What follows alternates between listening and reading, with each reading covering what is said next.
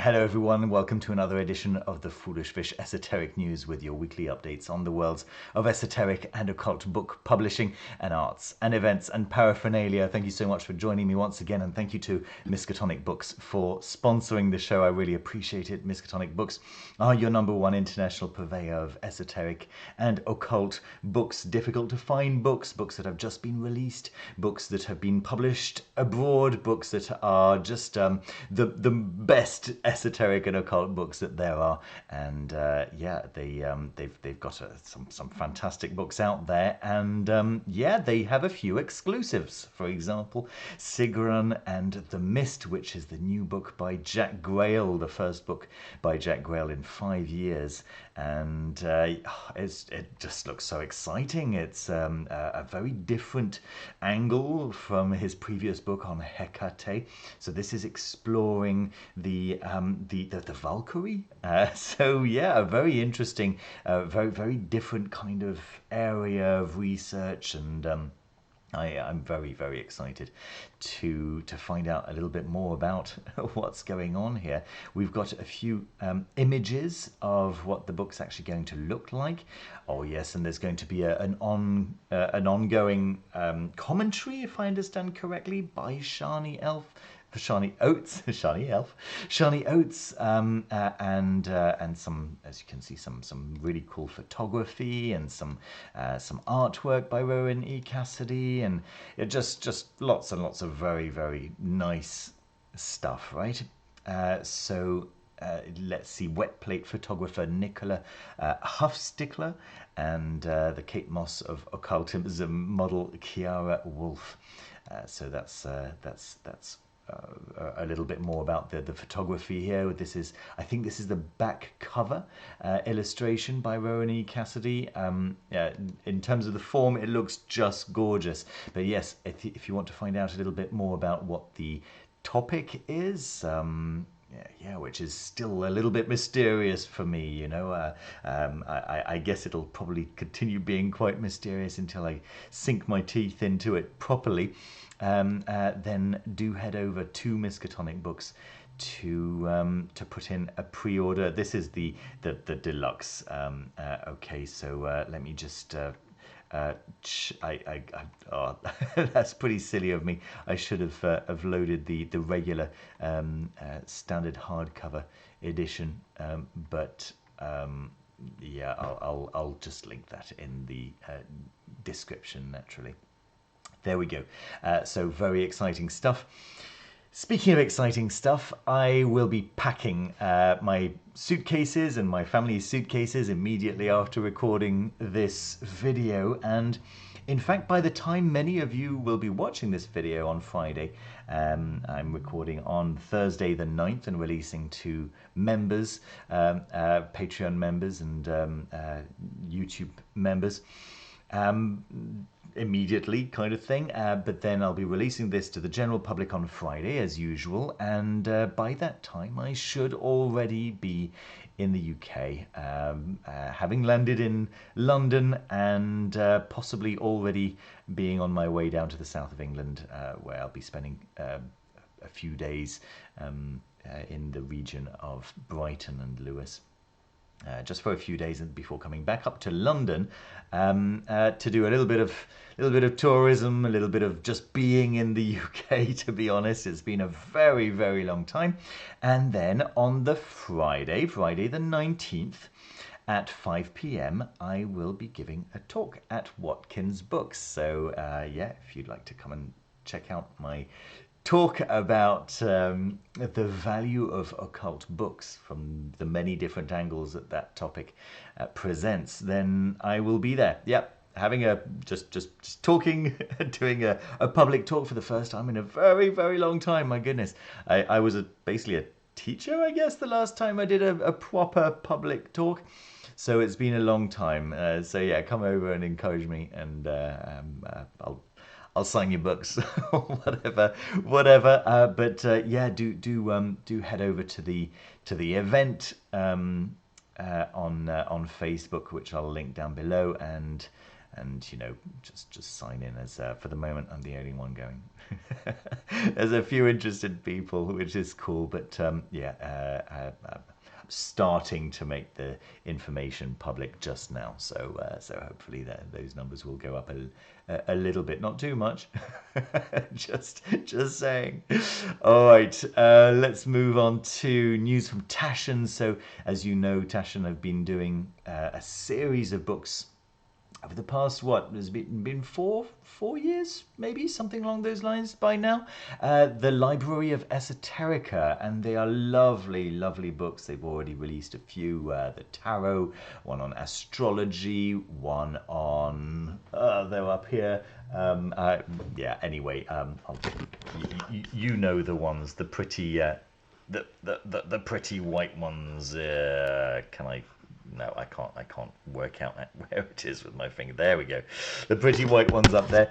The new one is Sacred Sites, and they've just released a preview look at the title. It'll be available on June 27th. I'm sure I'll just give you another heads up once the book itself is available to purchase, but you can put in a pre-order already through Taschen. It's not impossible that you'll be able to do something similar through the big massive corporation bookshop.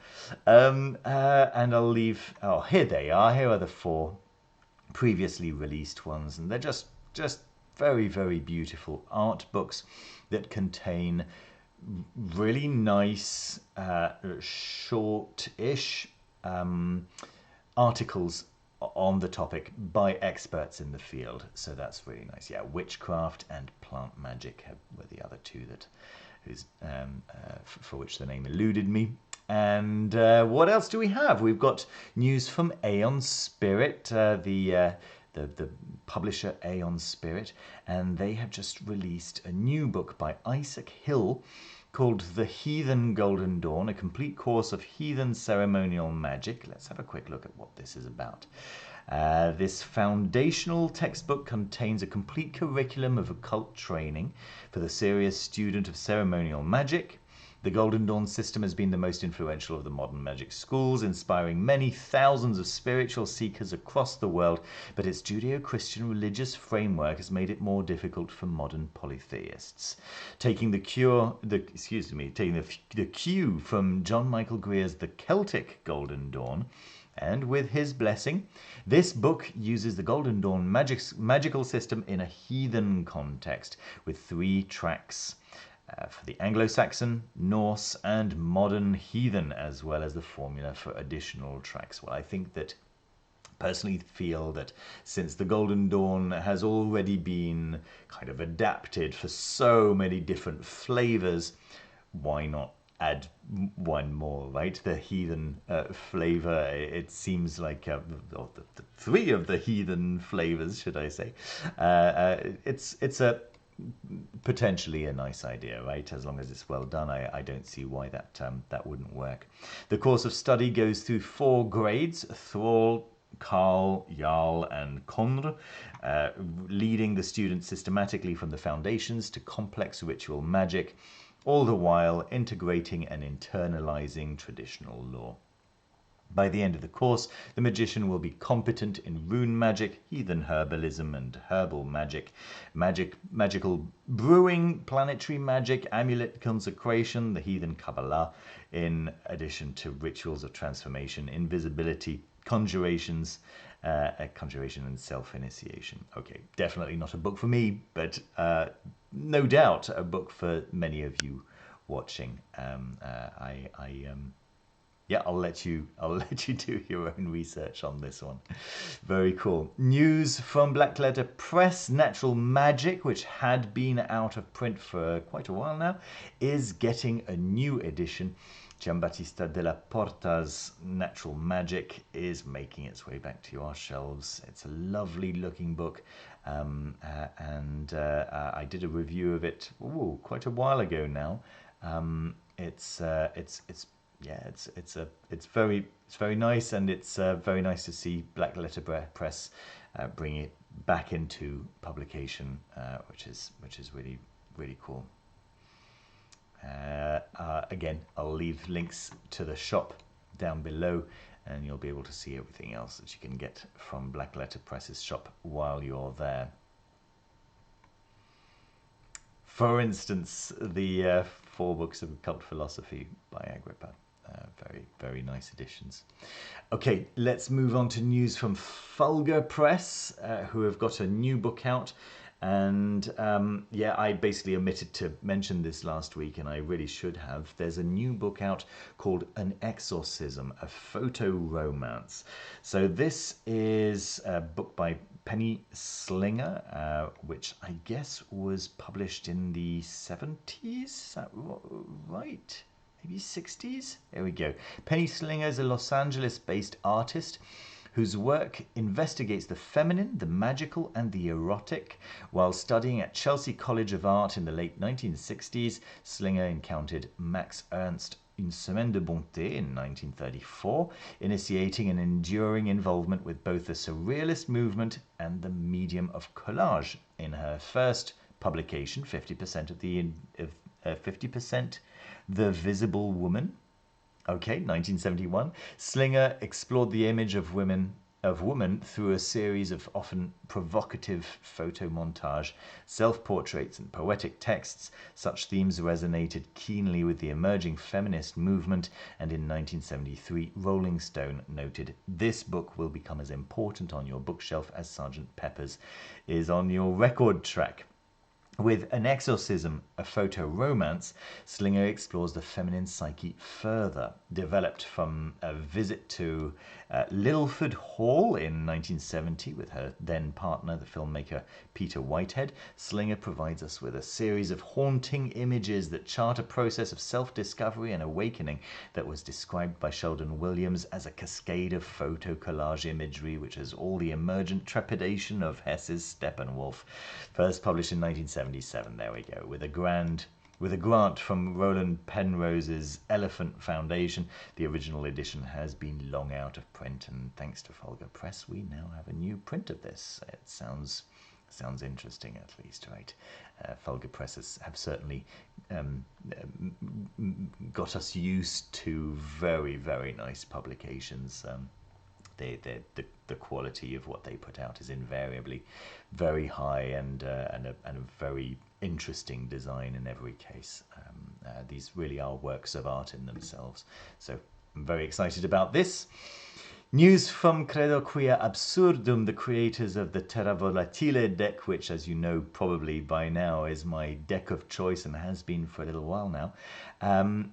Credo Quia Absurdum actually reached out to me to write a foreword to their upcoming paperback edition of their Terra Volatile book, which will basically not include the pictures. It'll include the information, right? So that it'll just be a lot easier to handle, a little bit more wieldy, right? A lot more wieldy, because the hardcover edition with all the images in it is just like a big, massive tome. There's no way you could pop that into a bag and take it with you for a nice afternoon out in the park, that's for sure. But they're also doing a collector's edition deck. Sorry, I got stuck on the fact that they asked me to do a preface for the book, which is done, by the way, and I've sent it in, and that's actually, yeah, that's in the bag. It'll be in there, my preface to the book. But yes, this collector's edition deck with 158 cards, so it's basically all of the cards, including the expansions, just in a much larger size. There we go. Limited to 777 units. There we go. And early bird preface for the first 100 people, it'll be €100. Then the pre-sale price will be 110 euros. And then the normal price will go up to 120 euros.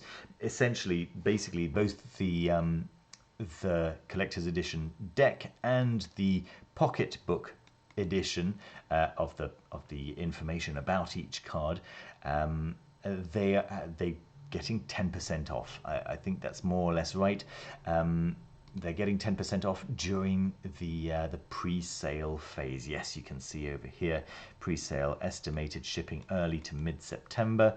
Pre-sale estimated shipping early to mid-September. Also, you can pre-order directly through their website. Actually 8% off, excuse me, 10% off the Terra Volatile expansion and the actual deck itself, I guess, of a new edition of the regular cards as well. So that's really, really cool. Lots and lots of stuff becoming available once again, should I say, right? The hardcover book is completely sold out for the moment. I guess there'll probably be another edition, but not for a little while, if I understand what they were saying correctly in that little post there.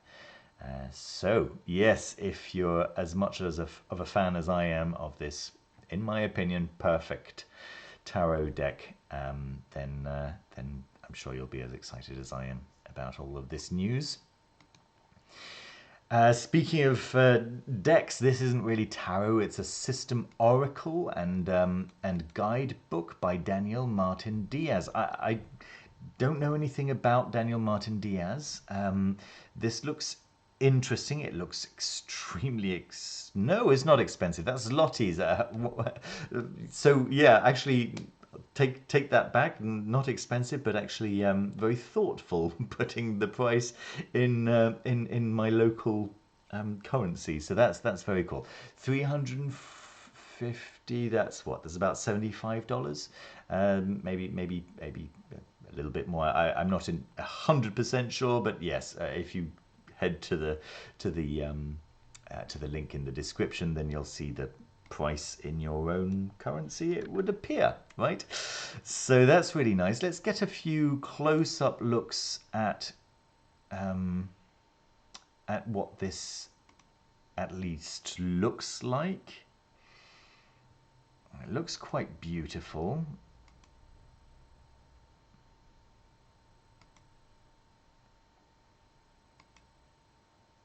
I actually really like the style here. I really like what I'm seeing. It comes with a 150 page book, guidebook, as an essential companion, offering an introductory overview and detailed explanation of each card's upright and reversed meanings.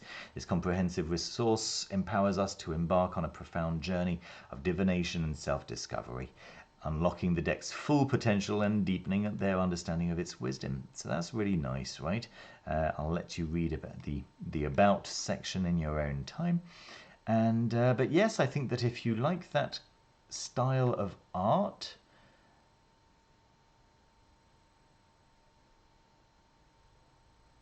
if that calls to you, then yeah, go and check out the links down below and find out a little bit more about it. There we are. Very nice stuff. Okay, let's see. We've also got another deck that I've mentioned in the past, again in my local currency. How convenient. That's about $30, right? Maybe $35. I'm not. Yeah, give or take $1 or $2. And this was a deck that I mentioned in the past, but didn't really have many details about it. But it's actually fully out and available now, right? It's the King in Yellow Tarot deck. Well, Daniel Harms actually does suggest, Daniel Harms who collaborated actually in creating this with painter Kurt Komoda, and Daniel Harms was collaborating with John Scott Tynes. And yeah, Daniel Harms was actually saying it's probably not ideal for doing actual divination. Think of it maybe more as a novelty tarot, but look how cool this is. Let me see if I've got where's my copy of the King in Yellow. Here it is. Robert W. Chambers. Yeah, it's upside down. I always show these upside down, don't I? There we go. And it was yeah, one of the books that really influenced H.P. Lovecraft. And it's yeah, it's great. It's kind of kind of feverish kind of book. Very, very cool. And yeah, of course, it's just you know, horror themed.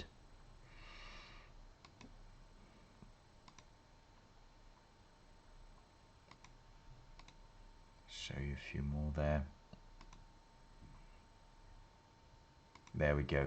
So yeah, again, I'll leave you a little link down below, and you can go and check that out. It's yeah, it's definitely less expensive than I was expecting it to be, so that's really cool. There we are. What else do we have? News from Harper Feist. Now, last week, sorry about that. Last week, I thought to myself, my goodness, I just missed out on talking about Harper Feist's course, which has just started again, right? Started again on May the 6th, and I thought that I was just too late. Basically, I realized that she was offering the course just a few moments after I finished recording, you know, as I very often do, unfortunately.